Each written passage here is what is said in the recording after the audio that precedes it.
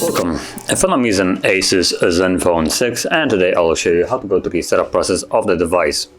So to get started, once you power on the device, you'll see the welcoming screen, which at this moment is in a different language. So start off by choosing your language, which for me is going to be English. And there we go.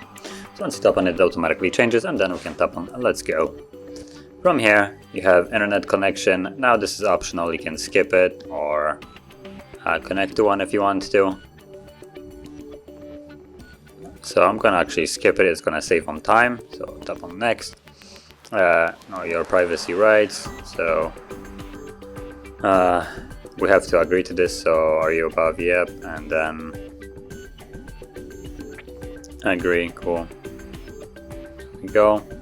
Then you have date and time. Now keep in mind this will be incorrect as long as you don't have a SIM card. Once you place in a SIM card, time and date will be set automatically. And so if you already have a SIM card or you're planning to put one in, you don't need to change anything here. It will be set automatically. So I'm gonna tap on next. Then you have Google services. So all the things Google uses to spy on you. Here you go.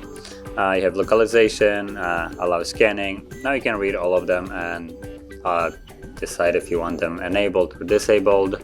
Also, you can enable and disable them later on after the setup is complete. For instance, like localization, you just have a nice toggle in the notification panel, which you can toggle on and off at your will. So I'm gonna keep it as it is, and let's tap on accept. And from here, the flip camera. It gives you a nice preview of the flip. As you can, well, you didn't get to see that because the camera is a little bit too low, but here if I do this, it just gives you a preview. It flips over and goes back immediately after. So not really much in here. Tap on next. Call volume. So you have, again, option for call volume. Not really sure why though, because, well, you have the volume markers right here, which you can adjust the call volume.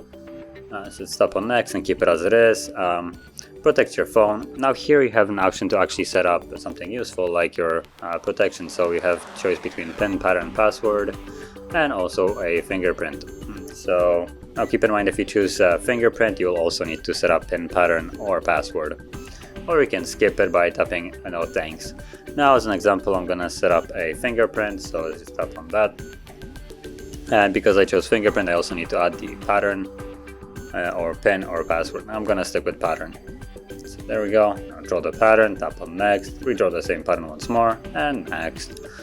And then you have options for notifications. So this is when the device is locked, you have a choice on how the notifications are shown. So you have show all notification content, hide certain notification content, or don't show them at all. Now this is only when the device is locked. So for instance, if someone is trying to see your messages and stuff like that while you're not around, you can choose don't show notifications at all, and they won't even know that there is a notification. Now if you choose hide certain content, notification content, this will show that, for instance, you have a message notification, but it will not display the content of that message.